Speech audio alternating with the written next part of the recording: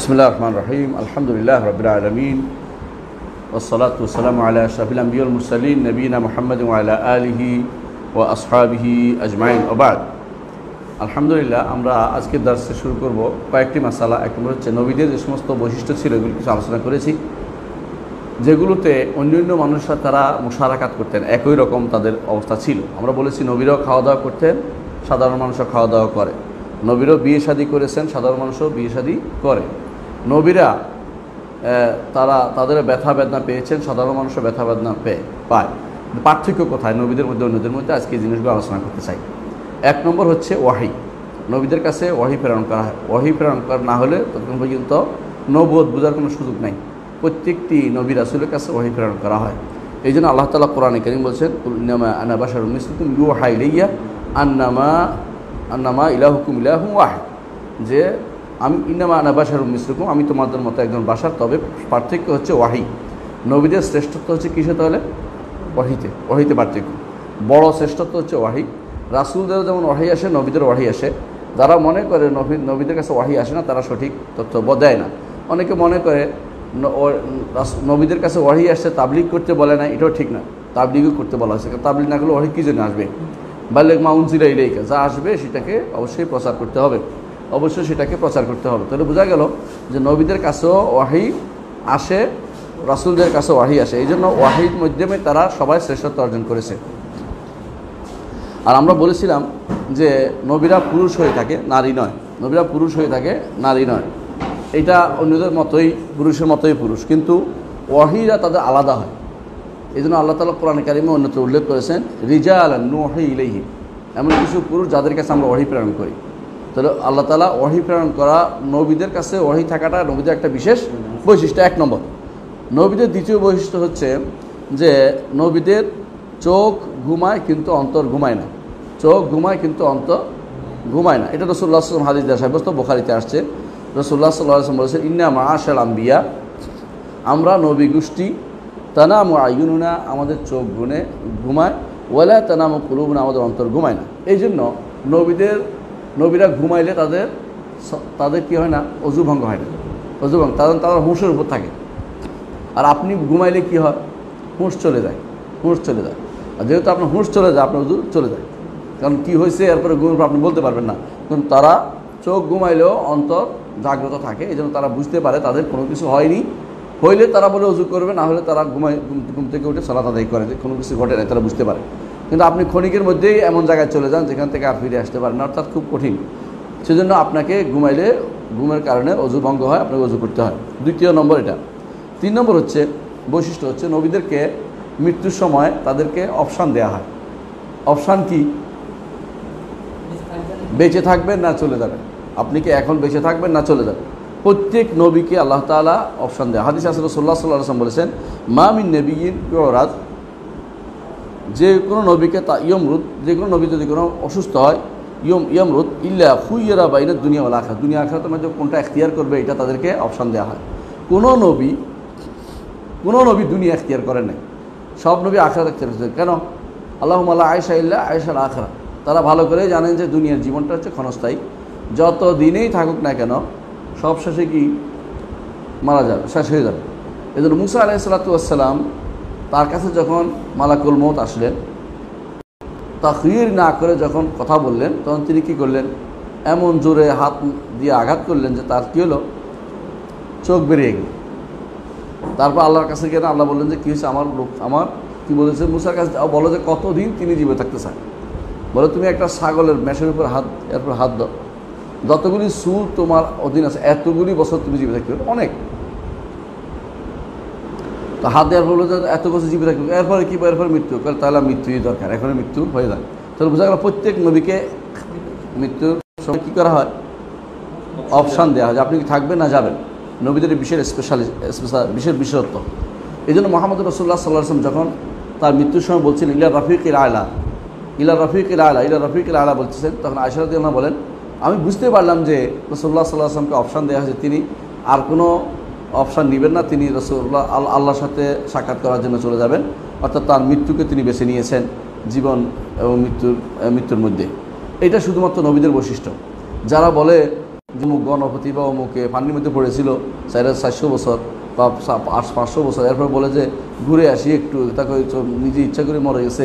এগুলি শুধুমাত্র গল্প, বানোয়াট কাহিনী, এগুলো কোনো বাস্তবতা নাই। এগুলি হ্যাঁ অনেক দিন বাঁচতে পারে, কিন্তু 400-500 বছর একসাথে কোনোদিন এখন আর কেউ বাঁচে না। এগুলি এখন হয় না কেন, তখন ওই দেখাচ্ছে কেন মুক্তি হয়েছে, মুক্তি হয়েছে, এগুলো শুধু বেশিরভাগই কাহিনী, বাস্তবতা নাই, মনে রাখতে হবে। এগুলি আসলে কোনো সঠিক তথ্য নেই। হ্যাঁ অনেক দিন বেশি বাঁচতে পারে, কিন্তু তাই বলে এটা এখতিয়ারের পর্যায়ে পড়ে না যে আমি বাঁচবো কি মরবো আমি সিদ্ধান্ত নেবো। এই সুযোগকে তাদেরকে কখনো দেয়া, সাধারণ মানুষকে দেওয়া হয় না। এটা কাদের দেওয়া হয়তো? নবী রাসূলদের। আহসান। 4 নম্বর বৈশিষ্ট্য হচ্ছে নবীরা যেখানে মারা যায় সেখানে তাদেরকে কবর দিতে হয়। নবীরা যেখানে মারা যায় সেখানে তাদেরকে কবর দিতে হয়। এই জন্য মুহাম্মদ রাসূলুল্লাহ সাল্লাল্লাহু আলাইহি ওয়াসাল্লামের মৃত্যুর পরে মতভেদ হইল। কী মতভেদ হইল?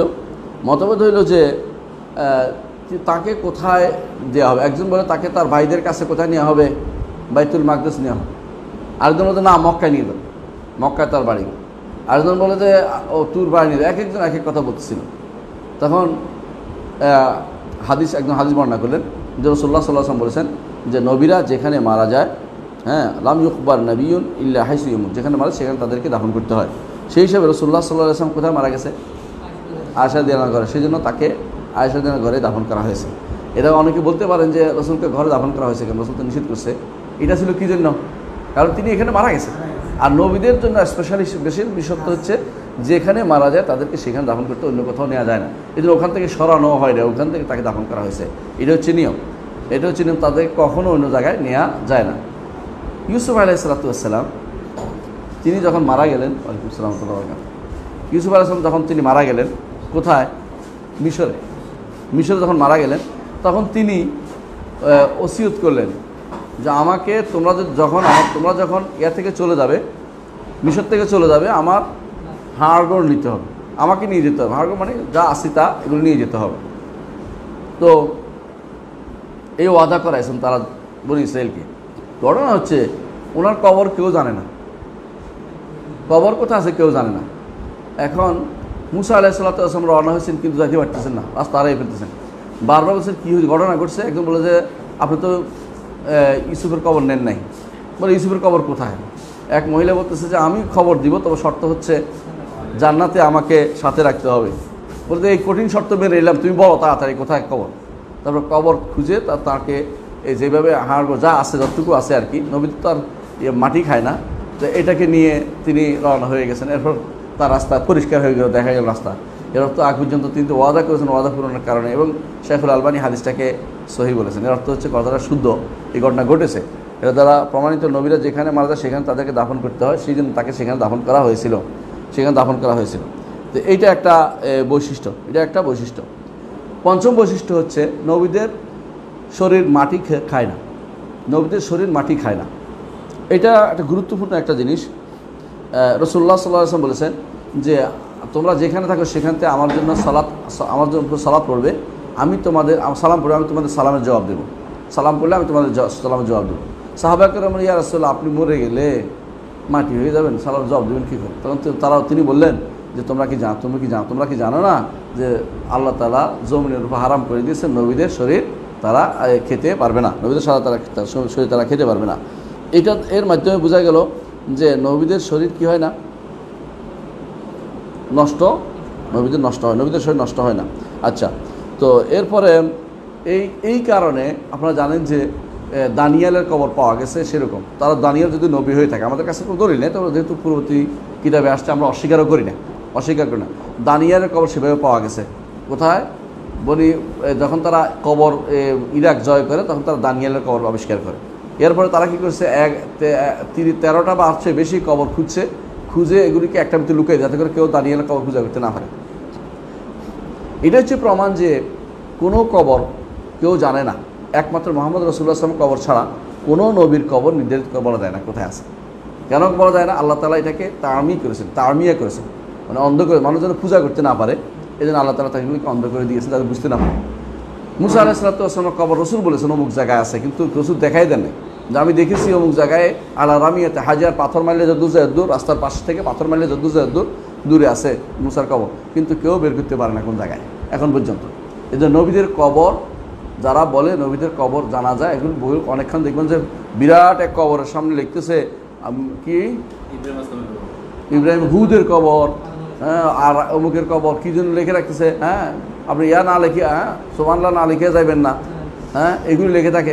এগুলি আসলে বিশুদ্ধ কোনো কিছু প্রমাণিত হয় নাই। হ্যাঁ, আগেকার দিনে বড় মানুষ আছে মারা গেছে, লম্বা লম্বা মানুষ, আর ওদেরও সব মরে, সব মানুষের কবর যে মাটিতে খায় তা না, কোনো কবর খায় না। আল্লাহ তাকে বিশেষ কোনো কারণে সম্মানিত করেন, সেই জন্য তাদের কবর মাটি খায় না। কিন্তু তাই বলে আল্লাহর ওলি হওয়া বুঝায় না, এটাও মনে রাখবেন। ফেরাউনের কবর খায় নাই তাই বলে ফেরাউন আল্লাহর ওলি হয় নাই, বুঝতে পারছেন তো? এই জন্য অনেক সময় দেখা যায় কবর খায় না বলে, এই যে কবর মাটি খায় না বলে আপনাদের সুরুট টানতে যায় এক বেটা বাংলাদেশে পন্নি, ওরে খুঁজে দেখছে তো ওর মাটি খায় না, এই জন্য সেইটাই কেরামত হয়ে গেছে। আল্লাহ মাহাদি, কেউ বলে মাহাদি, কেউ বলে ঈসা, হ্যাঁ, এইভাবে এক একটা বলে তারা এটা বলে থাকে। বিশেষ করে তারা এটা খুব প্রচার করে যে মাহাদি ঈসা, বা তিনি ঈসা চলে আসছেন, মাহাদি চলে আসছেন বলে থাকে। তো এবং ওরে মনে করছে মাহাদি, কারণ সে মাটি খায় না। আর বেটা মাটি খায় না, কত কারণে মাটি খেতে না খেতে পারে। তো এই জাতীয় এগুলো মাটি না খাওয়া কোনো কি নয়, কোনো দলিল না যে আল্লাহর ওলি। কত মানুষের এরকম মাটি না খায়, আল্লাহর বিশেষ কোনো কারণ, আল্লাহ কোনো কারণে কাউকে হেফাজত করেন, সেটার কারণে তার মাটি না খাওয়াটা কোনো ওলায়াতের দাবিদার নয়, ওলায়াত হওয়ার কোনো প্রমাণ নয়, এটা বুঝতে হবে আমাদেরকে। কিন্তু নবীদের স্পেশালিস্ট একটা আছে, এটা কি, তাদের কবর কখনো মাটি খাবে না, তাদেরকে মাটি খাবে না। এই জন্য যারা বলে যে হাতিমের মধ্যে, হাতিম চিনেননি কাবার, যারা বলে কাবার ওইখানে 100 নবীর 500 নবীর কবর আছে, বা হাতিমের মধ্যে কবর আছে, এরা মিথ্যা কথা বলে। কারণ ওই জায়গায় এখন বহুবার খোদা হয়েছে, বহুবার। কেন খোদা হয়েছে? এই তো পাথর লাগাইছে, ঠান্ডা পাথর লাগাইছে, এটার জন্য খুঁজছে। তারপর নিচে কোনো আছে কিনা, সমস্যা আছে কিনা, এগুলি লাইন করছে বিদ্যুতের, এগুলির জন্য খুঁজছে। তারপরে পানির লাইন করছে, এগুলি এটা পুরোটাই লাইন করা। এখানে আর কবর থাকার কোনো সুযোগ নেই। তো যারা বলে এখানে কবর দিছে, দুইটা কাজ করে, একটা বড় ধরনের মিথ্যা কথা বলছে। এগুলি কোথায় আছে? মক্কার ইতিহাসের বই আছে, আখবার মাক্কালিল ফাকিহি, আখবার মাক্কালিল আজলাকি, এগুলির মধ্যে এগুলি উল্লেখ আছে। কিন্তু এগুলি সনদবিহীন কথাবার্তা, এগুলি সনদবিহীন কথাবার্তা। এই সমস্ত কথাবার্তা কেউ অগ্রিম বলে দিলে হইল না যে কাবার সামনে জমজম এবং ইয়ার মাঝখানে, জমজম এবং কি হাজরা আসওয়াদের মাঝখানে, অথবা মাকাম ইব্রাহিমের এখানে 100, 200, 400, 500 যে যত আছে কাল নবীদেরকে কবর দিচ্ছে এখানে। কিন্তু আসলে নবীরা এখানে মসজিদে কোনোদিন কবর হতো না, নবীরাও বুঝতেন, কোনো দিনেই এটা বৈধ ছিল না। এই জন্য সেখানে কোনো কবর নাই, এটা আরও বেশি প্রমাণিত। এখন এই সমস্ত জায়গায় এখন ভালো করে খোদা হয়েছে, কোনো কবরের নাম গন্ধ পাওয়া যায়নি। তাহলে বোঝা খোদা হয়েছে কেন আমরা বলছি, কী জন্য? মসজিদের উন্নয়ন কল্পে, ঠান্ডা পাথর লাগানোর জন্য, নিচের লাইন করার জন্য, পানির লাইন, গ্যাসের লাইন, বিদ্যুতের লাইন, এগুলি করার জন্য এগুলি করা হয়েছে সুন্দর করে। এগুলি সবগুলো সুন্দর করে, কোনো কবর পাওয়া যায় না। এর অর্থ হচ্ছে এখানে কোনো কবর নাই, যদি থাকেও উঠে ফেলা হয়েছে। বুঝতে পারছেন কথাটা? মানে আগে থেকে এখান থেকে সরে গেছে। সুতরাং যদি নবী হইতো তাহলে কবর কি মাটি খাইতো? নবী হলে কবর মাটি খাইতো না। তাহলে বোঝা গেল যে নবীদের এখানে কোনো কবর নাই, নবীদের এখানে কোনো কবর নাই। যারা এগুলি বলে তারা সঠিক কথা বলে না। এগুলো হচ্ছে কবর পূজারীরা, তথাকথিত পীরেরা, হ্যাঁ, যারা চেহারা দেখে বেড়ায়, বিমানে করে হাঁটে চলায়, এই সমস্ত মানুষগুলো এগুলি বলে এবং তারা এগুলি দিয়ে দলিল দিয়ে চেষ্টা করে, কিন্তু জানে না যে দলিল যেগুলি দিচ্ছে এগুলি সনদ শুদ্ধ নয়, সনদ শুদ্ধের জ্ঞান নাই। পাইলেই হয়েছে এই সমস্ত কথা যদি হয়, তাহলে বানোয়াট হাদিসের কি হবে গো? বানোয়াট হাদিসও তো পাওয়া যায়, তাই না? পাওয়া যায় না? বানোয়াট হাদিসও পাওয়া যায়। তারা এগুলি দলিল দিচ্ছে, এগুলো পুরাই মিথ্যা, আগাগোড়া পুরাই মিথ্যা। কোনোভাবেই এখানে কোনো কবর নাই, এটা মনে রাখতে হবে আমাদেরকে। হ্যাঁ, হাতিম তো ভগ্নাংশ। হিজরি ইসমাইল বলে কেন? হেজির অর্থ কি? হেজির মূল অর্থ হলো ইসমাইল এবং ইব্রাহিমের যে কাওয়ায়েদ ছিল, ঘরের যে বেষ্টনী ছিল, এটা হেজরতের নিষিদ্ধ অংশ। ইসমাইলের যে কাওয়ায়েদ ছিল এটার ভাগ্নাংশ, এটা বোঝানোর জন্য এটা হেজর ইসমাইল বলে। ইসমাইলের কবর ওখানে আছে, কথাটা কখনো শুদ্ধ নয়। কারণ কাবার ভিতরে কবর দিবে, ওনারা এরকম কাজ কেউ করবে না। কারণ এরা তো মুসলিম ছিল, অন্তত নবীদের কাছাকাছি সময়। একজন নবী যখন মারা যায় সাথে সাথে মানুষ পথভ্রষ্ট হয় না, একটা বিশাল সময় পার হওয়ার পরে পথভ্রষ্টতা আসে। সুতরাং তারা নবীর কবরকে নিয়ে এসে মসজিদ দিয়ে দিবে, আর কাবার ভিতরে দিয়ে দিবে, কাবার পিছনে দিয়ে দিবে, ভিতরে দিয়ে দিবে, সামনে দিয়ে দিবে, এই জাতীয় চিন্তাভাবনা কখনো করা যায় না এবং সনদ দিয়েও প্রমাণিত হয় না। সুতরাং এটু মিথ্যা। তাহলে 5 নম্বর বৈশিষ্ট্য হচ্ছে নবীদের শরীর কে খায় না? মাটি খায় না। আলহামদুলিল্লাহ। 6 নম্বর বৈশিষ্ট্য হচ্ছে নবীরা তাদের কবরে জীবিত। এটা শুনতে খুব ভালোই লাগতেছে, তাই না? এটা খুব ভালো লাগতেছে, কিন্তু এটা আসলে একক বৈশিষ্ট্য না, একক বৈশিষ্ট্য না। তবে তাদের জীবনটা উন্নত জীবন, এই বৈশিষ্ট্য তাদের রয়েছে যে তারা কি করে। রাসূলুল্লাহ সাল্লাল্লাহু আলাইহি ওয়াসাল্লাম বলেছেন, কেউ যদি আমাকে সালাম দেয় সেই সালামের জবাব তিনি দেন, কিন্তু অন্য কেউ সালাম দিয়ে দেয় জবাব দেয় এমন কোনো হাদিসে আসে নাই, এমন কোনো হাদিসে। এর অর্থ তাদের জীবনটা আরও বেশি উন্নত, কিন্তু তাদের দুনিয়ার জীবন নয়। দুনিয়ার জীবন যে ব্যক্তি মনে করেছে সে ব্যক্তি পথভ্রষ্টতার পথ বেছে নিয়েছে। এই জন্য তারা যারা বেদাতি তারা শুধুমাত্র বলে মুহাম্মদ রাসূলুল্লাহ দুনিয়ার জীবনের মতো জীবন না, তিনি মারা গেছেন, মৃত্যুর পর একটা জীবন আছে, সেই জীবনের সবচেয়ে উন্নত জীবন হচ্ছে নবী রাসূলদের। তারপর কাদের? শহীদদের। কেমন?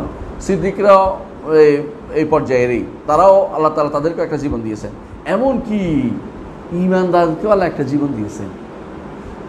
ঈমানদারের জীবন কোথায়? হাদিস আছে, রাসূলুল্লাহ সাল্লাল্লাহু আলাইহি ওয়াসাল্লাম বলেছেন যে কেউ দুনিয়াতে কোনো ভাইকে চিনত,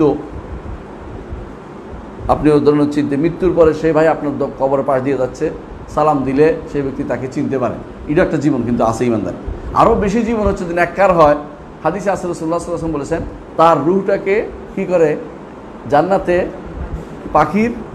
পাখির মধ্যে দেওয়া হয়, পেটের ভিতরে দেওয়া হয়। সে কি করে জান্নাতের বিভিন্ন কানাদিল, বিভিন্ন যে সমস্ত ঝাড়বাতি আছে, ঝাড়বাতির মধ্যে বসবাস করে আর ঘুরে বেড়ায়, সারা জান্নাতে ঘুরে বেড়ায়, আবার এখানে অবস্থান নেয়, জান্নাতে ঘুরে বেড়ায়। এটা তার জন্য বিশেষ একরাম, ঈমানদারদের জন্য একরাম। তাহলে এই জীবন আছে। ফেরেশতার এমনকি শহীদদের জীবনের কথা বলা হয়েছে, কি বলা হয়েছে? বালা হিয়াউন ইনদা রাব্বিহিম ইউরজাকুন, তারা জীবিত, তাদের রবের থেকে রিজিক প্রাপ্ত হচ্ছে। অতিরিক্ত রিজিক প্রাপ্ত হওয়ার কথাটা এখানে আছে, যে কারণে ওখানে বলা হয়নি। আচ্ছা, নবীদেরটা আরও অতিরিক্ত হচ্ছে, শুধু রিজিক প্রাপ্ত না, তারা কি করে?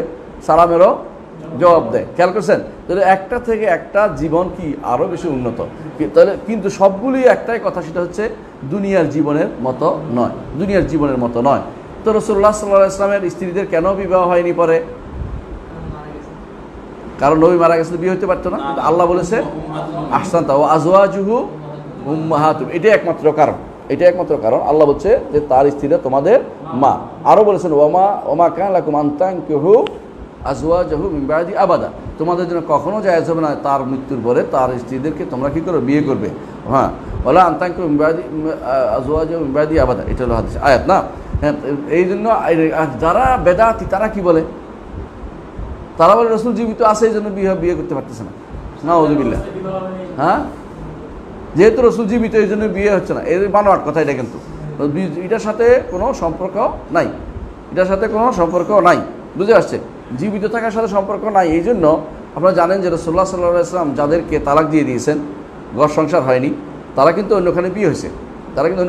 তাদের যে এক মহিলা রাসূলুল্লাহ সাল্লাল্লাহু আলাইহি ওয়াসাল্লামকে বলেছেন যে মাআযাল্লাহ, মানে আল্লাহ বাস আশ্রয় চাচ্ছে। রাসূল বলছে উস্তিবি মুআদ, তুমি এমন আশ্রয় চেয়েছো যে আশ্রয়ের কাছে আমার আর কোনো কথা নেই, তুমি চলে যাও, হাকিবে হালিকে, পরিবারের কাছে চলে যাও, তোমাকে আর আমার ঘর সংসার করতে হবে না। সে পরবর্তীতে আফসোস করতো। কেউ বলে তার বিয়ে হয়েছিল, কারণ সে তো রাসূলুল্লাহ সাল্লাল্লাহু আলাইহি ওয়াসাল্লামের সংসার করেনি। বুঝে আসছে কথাটা? যে সংসার করে নাই সেই আমাদের উম্মুল মুমিনিন না, এই জন্য তার বিয়ে শাদী হতে পারবে। বুঝে আসছে কথাটা? তাহলে বোঝা গেল যে আমাদের মা হওয়ার কারণে আমাদের বিয়ে শাদী হারাম। তিনি আমাদের মা হুকমান এবং শরআন এবং কাদরান, সম্মানিত সব দিক থেকে তিনি আমাদের কি মা। এই জন্য তাদের প্রতি আমাদের মায়ের মতো শ্রদ্ধা থাকতে হবে। তবে হ্যাঁ, তাদেরকে দেখা দিতে পারবেন না। যদি থাকতো কথার কথা দেখা দিতে, মানে এটা তাদের সামনে দাঁড়ায় বুঝতে না মা কীরকম, সব বিয়ের ব্যাপারে হারাম হওয়ার ক্ষেত্রে তাদের সাথে আমাদের এটুকু হুকুম বজায় রাখতে হবে, এটা শরীয়তের বিধান। বুঝে আসছে? তাহলে বোঝা গেল যে একটা বৈশিষ্ট্য হচ্ছে নবীরা কবরে জীবিত। এখানে একটা হাদিস উল্লেখ করা হয়, বাইহাকির একটা হাদিস, যে আল আম্বিয়া আহিয়াউন ফি কুবুরিহিম, নবীরা তাদের কবরে জীবিত। শেখুল আলবানী হাদিসটাকে হাসান বললেও আলেমরা কিন্তু হাসান বলে নাই, হাদিসটা দুর্বলতা আছে। কিন্তু আপনার মনে রাখতে হবে, এক কথা নয়, হাদিসের দুর্বলতা আছে। তারপর আপনাদের মেনেও নেই যে ইউসাল্লুন, তাহলে অতিরিক্ত একটা আমল সাব্যস্ত হলো। কিন্তু এই হায়াত দুনিয়ার হায়াতের মতো কখনো মনে করার সুযোগ নাই। কারণ আমরা সবাই, পৃথিবীর সবাই, সমস্ত মানুষ, মুসলিম অমুসলিম সবাই একমত যে মরাকেই মাটির নিচে রাখতে হয়, জীবিত কাউকে মাটির নিচে রাখা বৈধ নয়। সুতরাং জীবিত কাউকে রাসূল যদি জীবিতই থাকতেন আমরা মাটির নিচে দিতে পারতাম না। আর মাটির নিচে জীবিত কোনো কিছু খবর পাওয়া গেলে তিনি দুনিয়ার মতো জীবিত, তাহলে তাকে বের করে আনা ফরজ হয়ে যায়। মূলত দুনিয়ার মতো জীবিত কোনো কিছু আসলেই মরার পরে কেউ দুনিয়ার জীবনের মতো আর জীবন পাওয়ার কোনো সুযোগ থাকে না। তাহলে কয়টা হলো?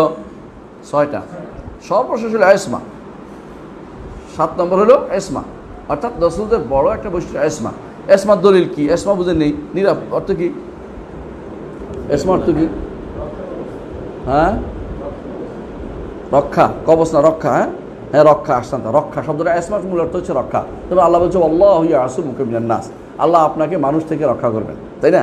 তাহলে বোঝা গেল এসমার মূল হচ্ছে রক্ষা। এখন রক্ষাটা অনেক কিছু থেকে হয়, মানুষ থেকে হয়, গুনাহ থেকে হয়, কেমন বিপদ থেকে হয়, ভুল করা থেকে হয়, গুনাহ, এইভাবে অনেক কিছু থেকে এসমা হইতে পারে, এসমা হইতে পারে, তাই না? আচ্ছা, নবীদের এসমাত নিয়ে বহু আলোচনা হয়। বহু আলোচনা হয় কেন? নবীদের এসমাত অর্থ হচ্ছে যে তারা কি নিরপরাধ কিনা, এটা মানে হচ্ছে এসমাত একটা হলো নিরাপদ থাকা। কেমন? মূল জিনিস হচ্ছে এসমাত হচ্ছে কি রক্ষা, সুরক্ষাকে নিয়ে গেছে যে নবীদের ভুল হইতে পারে না, নবীদের কোনো গুনাহ হইতে পারে না। একটা সুরক্ষা দেয়, সুরক্ষা বিভিন্নভাবে হইতে পারে, তাই না? কিন্তু এরা এটাকে এত বাড়াবাড়ি পর্যায়ে নিয়ে গেছে যে নবীদের কোনো গুনাহই হইতে পারে না, নবীদের কোনো ভুলে হইতে পারে না। কিন্তু কোরআন এবং হাদিস সরাসরি আমাদেরকে প্রমাণ দিচ্ছে যে নবীরা কি করে? নবীরা ভুল করে, ভুল হইতে পারে। দেখুন, আদম আলাইহিস সালাতু ওয়াস সালাম, আসা আদম রাব্বাহু ফাগাওয়া করছে না? আর স্পষ্ট শব্দ। মুসা আলাইহিস সালাতু ওয়াস সালাম কি করছে? হ্যাঁ, ফাওয়াকাযাহু মুসা ফাকাদা আলাইহি, তাই না? নূহ আলাইহিস সালাতু ওয়াস সালাম বলছে রব্বি ইবনি মিন আহলি ওয়া ইন্না ওয়া'দাকা হাক্ক ওয়া আনতা আহকামুল হাকিমিন। قال يا نوح إنه ليس من أهلك إنه عمل غير صالح فلا تسألني ما ليس لك بعلم إني أعظك أن تكون من الجاهلين। ঠিক না? তাহলে দেখেন এই একটা। আবার ইব্রাহিম আলাইহিস সালাম হাদিসে রাসূল বলেছেন সালাসা কাযিবাতিন, 3টা কথা বলেছেন গুনাহের পিছে, যে এটা গুনাহ হিসেবে তিনি নিজেও ধরেছেন। এবং হাদিসে রাসূল বলেছেন কাযিবাতিন, মিথ্যা যেহেতু বলছে, কথাটা গুনাহের পর্যায়ে, ছোট হোক বড়, রাসূল হাদিস শব্দটা বলেছেন, আমাদের কথা নয়। এটা তাওরি আমরা বলি, কিন্তু ছোটদের বড় গুনাহ, বড়দের ছোট গুনাহ ছোটদের থেকে বড়, এই জন্য এটাকে ওনারা নিজে গুনাহ মনে করতেন। এই গুনাহ পাপ নয়, বড় পাপ নয়, বুঝে আসছে কথাটা, বিশাল কোনো পাপ নয়, কিন্তু এটা একটা ঘুরে পেশায় কথা বলাটা। কি জন্য বলছে? ইসনাতান ফি জাতিল্লাহ, 2টি আল্লাহর জন্য করা হয়েছে। 2টি কি? বাল ফাআলাহু কাবীরুহুম হাযা, কার জন্য করছে? আল্লাহর জন্য। যে ভাঙ্গাটাইয়া মূর্তিগুলো ভেঙে বলছে বড়টা করেছে, আল্লাহর জন্য এই কথাটা বলছে, যাতে করে ভাঙ্গা টাঙ্গাটা ওদের খুঁজে বের করতে পারে যে কি কাজ করেছে। দ্বিতীয়টা কি ছিল? দ্বিতীয়টা হয়েছে ইন্নি সাকিম, আমি অসুস্থ। ক্বালা ইন্নি সাকিম, আমি অসুস্থ। এটাও তিনি কি আল্লাহর জন্য করেছেন? কারণ ওখানে গেলে মূর্তি পূজা করতে হবে, বুঝে আসছে? 2টা আল্লাহর জন্য। আর যেটা করেছে সিনতান ফি জাতিল্লাহ, আর একটা নিজের জন্য। স্ত্রী তো নিজের হেফাজত করা যায়, নিজের বোর নিজের হেফাজত করেন। একটা বলেছেন, কি বলছেন? সারা তো উখতি, আমার বোন। তাবিল করেছেন কেন? পৃথিবীর আর মানুষ নেই ইমানদার, আমি আর তুমি ছাড়া, সুতরাং আমি ইমানদার পুরুষ, তুমি ভাই, তুমি ইমানদার বোন, এই হিসাবে। হ্যাঁ, এটা করে তিনি বাঁচার চেষ্টা করছেন, ইমানদার ভাই, ইমানদার বোন। তোমাদের এখানে আবার কেউ এটা করিও না, হোস্টেলের মধ্যে, আশেপাশে ইউনিভার্সিটি হলের মধ্যে মাইয়া বলারও বলে তুমি আর ইমানদার ভাই, ইমানদার বোন, চালাকি চলবে না, ওসব চালাকি চলবে না, বুঝে আসছে? ওইগুলো কুনার কাজ। তো উনি যেটা বলেছেন, এটা কী জন্য? তিনি বলেছেন যে জগতে এখন আর আমি আর তুমি ছাড়া আমরা কাউকে ইমানদার দেখতেছি না, তো সেই হিসাবে ভাই বোন আমরা মরলাম। কিন্তু বুঝে আসছে? কারণ কেন ভাই বলছে? পুরুষ হলে কি করতো? স্বামী হলে স্বামীকে মেরে এটা বিয়ে করে, ভাই বোন হলে তার এটা মারার দরকার নেই, ওরা মারার দরকার নেই, এই জন্য এটা করেছে। তো সেই জন্য তাহলে বোঝা গেল কিছু কিছু কাজ তাদের দ্বারা হয়েছে, এতে কোনো সন্দেহ নেই। এমন কি আপনারা জানেন, শুআয়ব আলাইহিস সালাম সম্পর্কে তারা বলতেছে قال الذين استكبروا من قومي لنخرجنك يا شعيب والذين آمنوا معك أو لتعودن في ملتنا। শুআয়ব আলাইহিস সালামকে তারা কি বলতেছে? শুআয়ব, ঈমান আনবা তোমরা, আবার ফিরে কুফরি করবা, লাতাউদুন্না ফি মিল্লাতিনা, আমাদের মিল্লাতে চলে আসবা। দুইটার একটা। তোমাদের প্রতি আমাদের আঘাত আসবে, হত্যা আসবে, সবই আসবে। হ্যাঁ, তোমাদের থেকে তোমাদেরকে দেশ থেকে বের করে দিবে, অথবা তোমরা কি করবে, আমাদের মিল্লাতে ফিরে আসবা। বোঝা গেল যে মিল্লাতে ফিরে আসা তারা এর আগে এই একই অবস্থায় ছিলেন, এটা অবস্থা ছিলেন। আমার কথা না, আপনি দেখবেন তাফসীরের মধ্যে এটা উল্লেখ আছে। তো বোঝা গেল যে তারা, হ্যাঁ, ব্যাজিকভাবে ওরা শিরক করছিল আমরা বলতেছি না, কিন্তু ওরা তাদের সাথেই চলতেন। রাসূলুল্লাহ সাল্লাল্লাহু আলাইহি ওয়াসাল্লাম নবুয়তের আগে তাদের কওমের সাথে চলতেন না? চলতেন। হারাম কাজে লিপ্ত হতেন না, কিন্তু চলতেন। তো তারা মনে হতো আমাদের সাথেই তো আসো, এই জন্য। তো এই ব্যাপারটি বোঝা যায় যে নবীরা তাদের কওমের মধ্যেই বড় হয়েছেন, অস্বীকার করার কোনো জো নেই। কওমের ভালো মন্দ সবই তারা দেখছেন। হ্যাঁ, মন্দ থেকে তারা নিজেকে প্রতিহত করার চেষ্টা করেছেন, কিন্তু তারা ভালো মন্দ মিলেই তাদের সাথেই ছিলেন। কিন্তু এই কারণে এবার পুরোপুরি বলা যাবে না 100% যে তারা কি কোনো কিছু তাদেরকে পায় নাই, এমন কিছু বলতে পারবে না। কিছু না কিছু তো ঘটেছে। ঠিকই, গুনার কথা না হোক, জাল্লা হয়েছে, গুণা বলি না, জাল্লা বুঝেন কি না, পদস্খলন হয়েছে, কোনো একটা কি বলে এটাকে বলতে হয় যে এটা কোনো একটা সাধারণ জিনিস থেকে ভুল থেকে খারাপ ভালো হওয়া, এটা দরকার ছিল, ওইটা করেছে, অনুত্তম কাজ করেছে, এটা বলতে পারে। এরকম তো হয়েছে। এই জিনিসটা বোঝার জন্য যে ইসমাতুল আম্বিয়া আমাদের একটু সময় দিতে হবে বেশি করে। এই মাসালাটা আগে শুনি কি। বেদাতিরা বলবে যে ইসমাতুল আম্বিয়া বা নবীরা যে মাসুম, এদের মধ্যে দুই গ্রুপ আছে। এক গ্রুপ বলে কোনো রকমই মাসুম না, মানুষ এসে, এটা হলো মুরতাজিলাদের কথা। আল্লাহ এদের মাসুম করে দিলে আল্লাহ তো একটা ইনসাফের কাজ, ঠিক কাজ করলেন না। কারণ আমাকে মাসুম করে দিতে পারতেন, ওরা করে দিবে কি জন্য? এটা ভালো কাজ করা হয়নি, এটা তো একটা ইনসাফের কাজ হইল না, এটা কেন করতে পারে? আল্লাহ এটা করেননি। হ্যাঁ, তো কি না, ওদেরগুলো হইতেই পারে।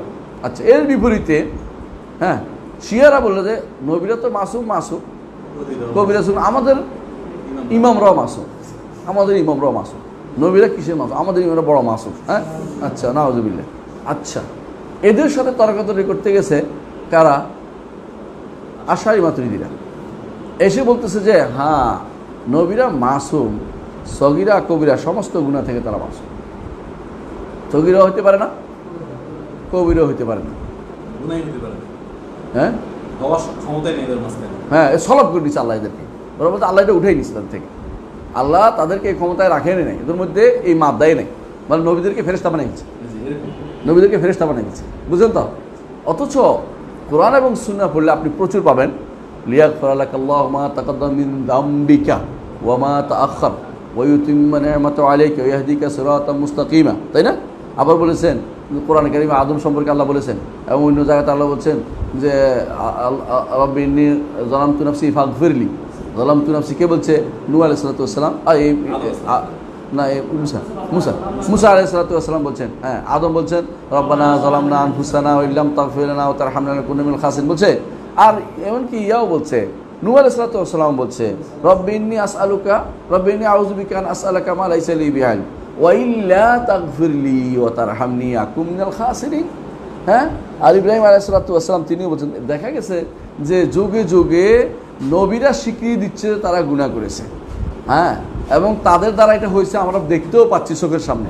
কিন্তু আমরা এমন কাজ করেছি যে না, নবীদের সগীরা কবিরা কিছু হইতে পারে না। আবার আরো বাড়াই বলতেছি যে নবুয়তের আগেও হইতে পারে না। এবারে কেমন বাড়াইলাম? বাড়াইতে নবীদেরকে আমরা কি বানাইলাম? ফেরেশতার জায়গা নিয়ে গেলাম। যে এটা তাদের কোনো এক বদল তাদের ক্ষমতাই নেই বলে দিছে। সেরফা বলে এটাকে, সেরফা, যে এই ক্ষমতা তাদের কোনোদিন আল্লাহ এদেরকে এদিকে ঘুরেই রাখছে, এদের কোনো ক্ষমতাই দেয়নি। হ্যাঁ, এটা কিন্তু ঠিক নয়। আপনারা দেখেন ইয়াহইয়া আলাইহিস সালাতু ওয়াস সালাম সাইয়্যিদান ওয়া হাসুরান ওয়া নাবিয়্যান মিনাস সালিহিন। সাইয়্যিদ ও হাসুর, অন্যায় কাজ থেকে তাকে বিরত রাখার জন্য স্পেশাল আল্লাহ তাআলা দিয়েছেন, বলে দিয়েছেন, তার একটা গুণ বলে দিয়েছেন। এটা হচ্ছে অন্য কোনো নবীকে আল্লাহ এই গুণ দেন না, এটা দিয়েছেন। তার মধ্যে এই যে মেয়েদের প্রতি যে টান, অন্যায় টানটা তার মধ্যে ছিল না। কিন্তু অন্য কেউর প্রতি টান, অন্য মেয়েদের প্রতি টান নাই কোন বেটাকে? সবারই আছে। নবী রাসূলদের ছিল টান, তা থাকবে, স্বাভাবিক প্রকৃতিটা। এটা না থাকলে দুনিয়া জগৎ সুশৃঙ্খলভাবে থাকবে না। হ্যাঁ, যতটুকু না হলে তাদেরকে আল্লাহ তারা শরীয়তের ভিতরে তারা কাজ করছে, কিন্তু টান ছিল। হাসুর ছিল এর বাইরে কে? ইয়াহিয়া আলাইহিস সালাতু ওয়াস সালাম স্পেশাল তার হয়ে গেছি যে আমরা নবীদেরকে অনেকে নবীদেরকে সগীরা কবিরা সমস্ত গুনাহ থেকে মাসুম বলে দিয়েছেন। এটা একটা বিশাল বিপদের কাজ কেন? কোরআনের বহু আয়াতকে আপনাকে অপব্যাখ্যা করতে হবে। এখন কোরআন এই আয়াতের অপব্যাখ্যা যখন শুরু হয়ে যায়, তাউইল কয়টার আর কি, এই তাউইলের আর কোনো শেষ নেই। এই জন্য শাইখ হুসাইন ইবনে তাইমিয়া বলেন যে আসলেই কবিরা সগীরা সকল গুনাহ থেকে মাসুম হওয়ার কোনো দলিল দেখাইতে পারবেন না। কোরআনে কি আছে কোথাও এরকম? হাদিসে আছে আমার নবীরা সব মাসুম, কোনো হাদিসে আছে? নবীরা সব মাসুম কোনো মানে কোনো কোরআনে কোনো আয়াতে আছে? দলিল দিতে পারবেন কেউ? হ্যাঁ, আপনারা চেষ্টা করেন তো। ইসমতের দলিল একটাই আছে, সেটা কি? হ্যাঁ, মানুষ থেকে, এটা তো সত্য, কিন্তু একটা দলিল যেটা বলতেছি এটা কোনটা? মা ইয়ান্তিকু আনিল হাওয়া ইল্লা ওয়াহয়ুন ইউহা। তাহলে ওইটা কোন জায়গায়? ওহির ক্ষেত্রে। বুঝে গেছে কোন জায়গায় ভুলটা হচ্ছে। কোথায় ভুলটা হচ্ছে? সব জায়গায় তো বলে নাই, সব জায়গায় তো বলে নাই। তাহলে বোঝা গেল কোথাও কোথাও নবীদের ইসমতের বিষয়টি কি নির্ধারিত, সব জায়গায় আল্লাহ বলে নাই। আপনি যেখানে আল্লাহ বলেন নাই, যেখানে আল্লাহ তাদেরকে ক্ষমা করে দিয়েছেন বলছে, সেখানে আমরা এই জিনিসটা নিয়ে বাড়াবাড়ি করতে পারি না। ইসমতের মাসলা ইনশাআল্লাহ আগামী ক্লাসে আমরা আরও আলোচনা করব বিস্তারিত। আজকে আমরা এতটুকু সীমাবদ্ধ থাকি। ইনশাআল্লাহ আপনাদের কোনো প্রশ্ন থাকলে আসতে পারে দ্রুত। জি।